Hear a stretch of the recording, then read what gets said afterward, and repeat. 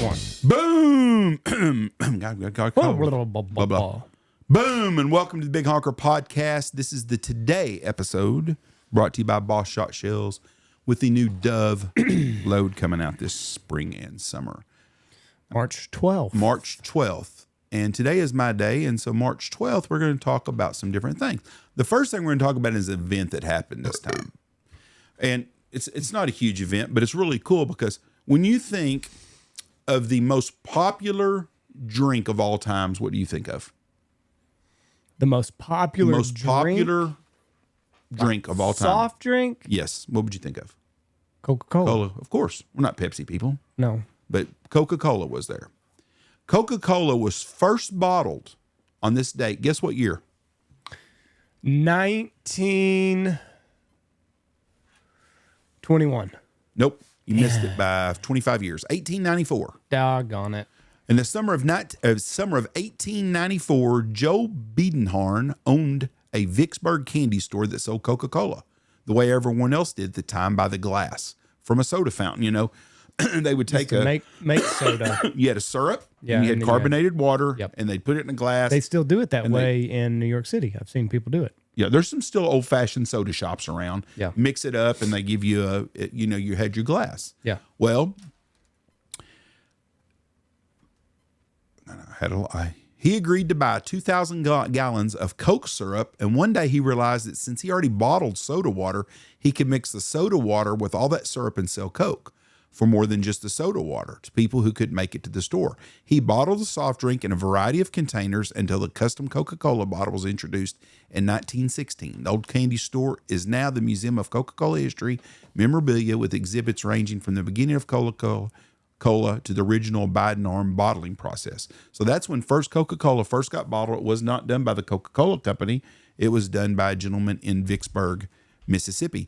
Now, as a kid, I remember Wichita Falls, they used to bottle Coca-Cola there, and it was in old glass bottles, and you could drive down and see the windows, and it'd have the bottles going by. Huh. So that is my fact of the day.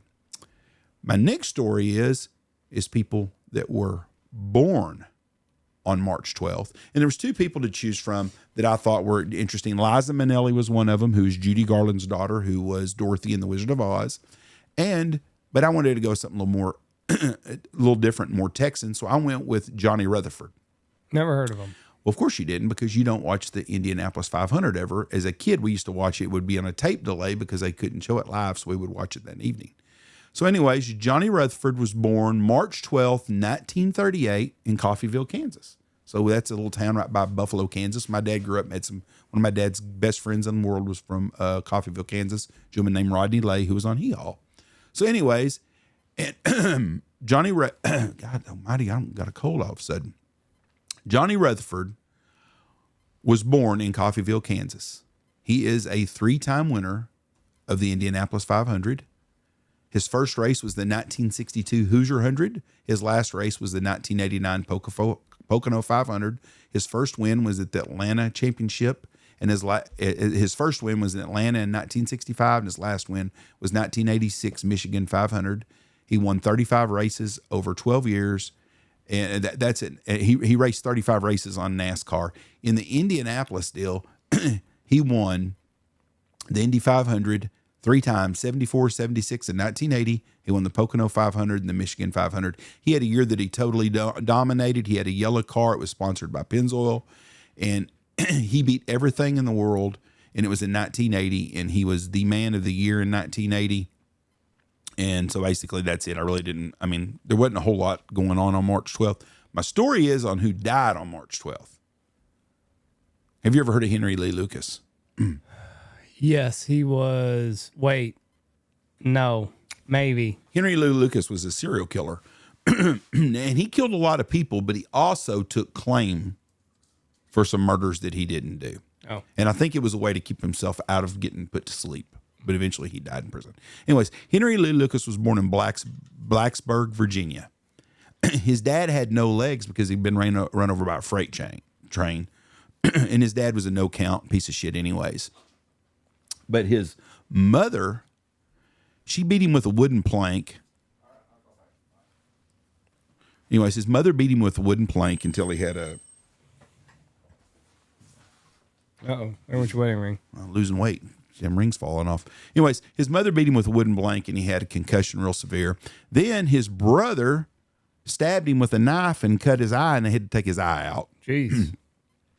When he was 11 years old, his mom was a prostitute. Mm-hmm. Well, she was a prostitute before he was 11, but she was a prostitute when he was a kid growing up, and she used to make him watch the men have sex with her for money. And we wonder why he came into a serial killer. Then she made Henry Lee Lucas cross-dress, and she pimped him out to men and women from his 11 years old to 16 years old. Gracious. He did have a 6th grade education. Then he dropped out. Then he had a incestual relationship with his half-brother. Then, if that ain't enough, he would go and get stray dogs, find stray dogs, and perform bestiality with them. Good Lord. And then he would let the animals go after he caught them. So, Henry Lee Lucas, first time he ever committed murder, he claims to have committed his first homicide in 1951 when he strangled a 17-year-old girl.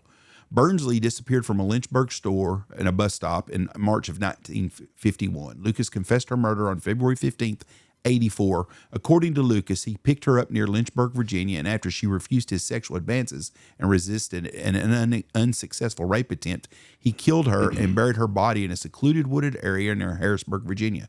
It scared me quite a bit, Lucas said, because the first girl I killed when I was 14 years old, I wanted to try the sex I'd been watching.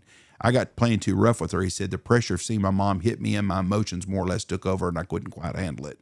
As with most of his confessions, Lucas later retracted his claim. In 1959, Lucas traveled to Tecumseh, Michigan, lived with his half-sister, Opal Reddy Jennings. Around this time, he was engaged to marry a pen pal, Stella Curtis, with whom he had corresponded while he was incarcerated. When Lucas's mother, 71-year-old Nellie Viola Lucas, visited him for Christmas, she disapproved of her son's fiancée and insisted he move back to Blacksburg to take care of her as she grew older. When he refused, they argued repeatedly. These arguments escalated until January 11th, 1960, when she struck him over the head with a broom, at which point he stabbed her in the neck. Lucas then fled the scene. I was pretty well drunk, and we started arguing with me, wanted me to go back to live with her to Virginia, but I told her I didn't want nothing to do. All I remember was slapping her alongside the neck, but after I did that, I saw her fall and decided to grab her, but she fell to the floor, and I went back to pick her up, realized she was dead. So he killed his mom. Can't blame him. Nope, he killed his mom. So he in 1971, he killed some people in Maryland and in Pennsylvania, and then in 76 went to Jacksonville, Florida, and ended up at a soup kitchen where he met Otis Elwood Toole, a part-time transvestite. I don't know how you can be part-time transvestite. You bounce back and forth. And struck up a friendship with him. In 1978, he moved in with Toole's mother in Springfield, Florida, and became close to Toole's niece, 11-year-old Frida Lorraine Becky Powell, who had a mild intellectual disability and escaped from a juvenile detention center. A period of stability followed, with Lucas and Toole working together in a roofing company between 79 and 81. According to Lucas, during this time, they engaged in multiple state killing sprees in which they targeted hitchhikers, sex workers, and migrants. He also claimed that Toole enjoyed crucifying their victims, then barbecuing and eating them. After their arrest, they were caught discussing cannibalism over a prison phone. Remember how I like pour some blood out of them? Toole asked Lucas. Some taste like real meat when it's got barbecue sauce on it. God. So on January 1982, Lucas convinced Powell to run away with him to avoid child welfare authorities and lived on the road, eventually traveling to California, where an employer's wife asked him to work for her infirm mother, 82-year-old Katie Pearl Kate Rich. Now, this Kate Rich lived in Ringgold, Texas. Huh. I've drove by this house many times. While hitchhiking, Lucas and Powell were picked up by the minister of a Pentecostal religious commune called the House of Prayer, located in Stoneburg, Texas. Believing Lucas and the 15-year-old Powell were a married couple, the minister found Lucas a job as a roofer while allowing the couple to stay in a small apartment on the commune where they attended church. However, Powell became argumentative and she wanted to go back to Florida, and she turned up absent. Lucas claims that she left at a truck stop in Bowie, Texas. On June 10th, 1983, Lucas was arrested in charges of unlawful possession of firearm by Texas Ranger Phil Ryan. While in jail, he wrote a letter to the sheriff. "I've killed for the past 10 years and no one will believe me. I cannot go on doing this. I also killed the only girl I ever loved."